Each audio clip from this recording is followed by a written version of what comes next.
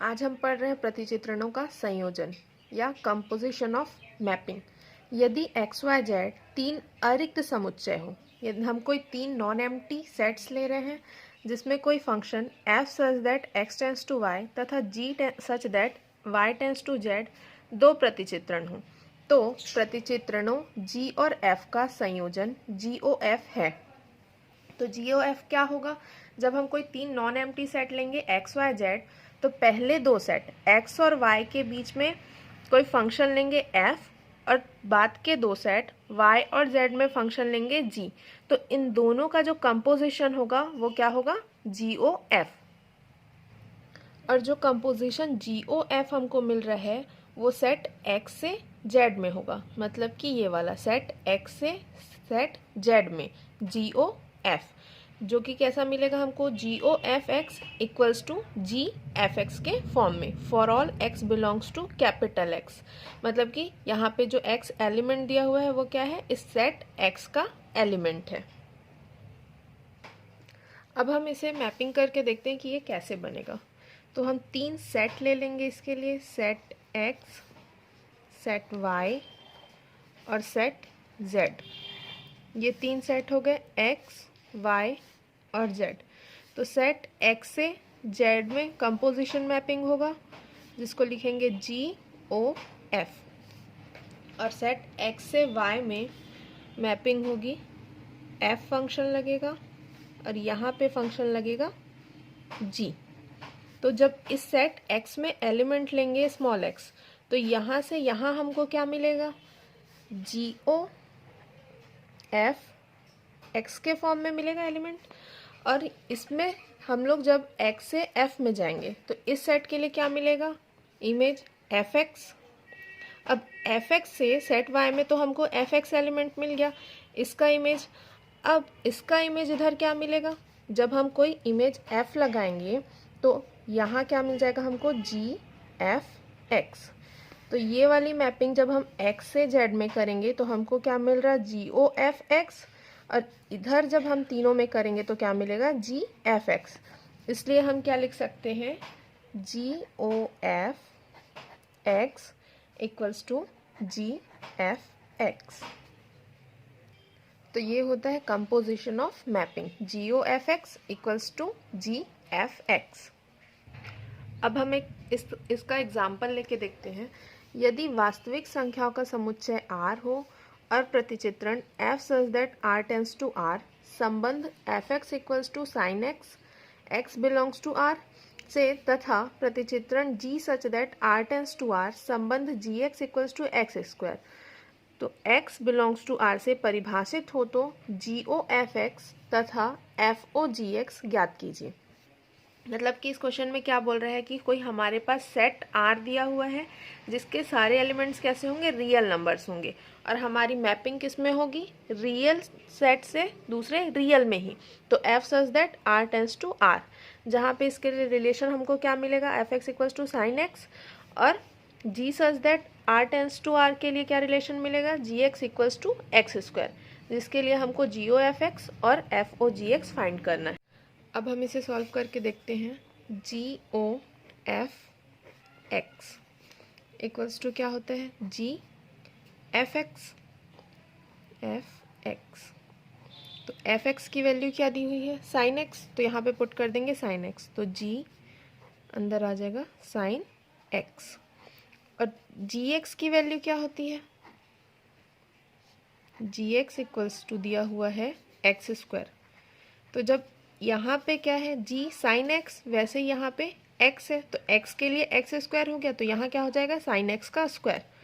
तो हमको मिल जाएगा साइन x का होल स्क्वायर, जो कि क्या मिलेगा? Sine square x। ये मिल गया। तो GOFX की वैल्यू क्या मिल गई हमको? Sine square x। अब हम निकाल के देखेंगे FOGX की वैल्यू। तो FOGX, तो इसकी वैल्यू क्या होगी? FGX।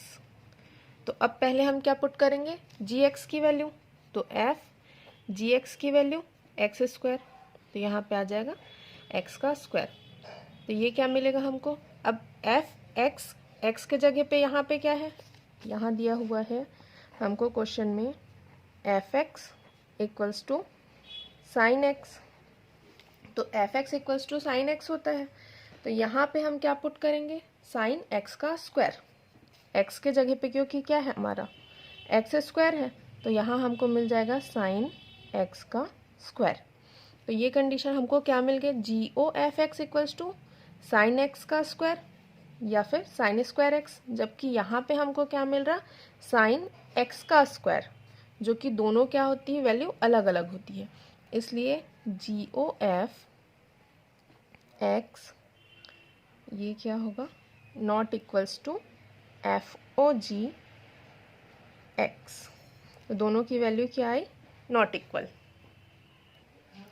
अब हम इसका एक और एग्जांपल लेके शो करते हैं, जिसमें दिया हुआ है प्रतिचित्रणों का संयोजन साहचर्य नियम का पालन करता है।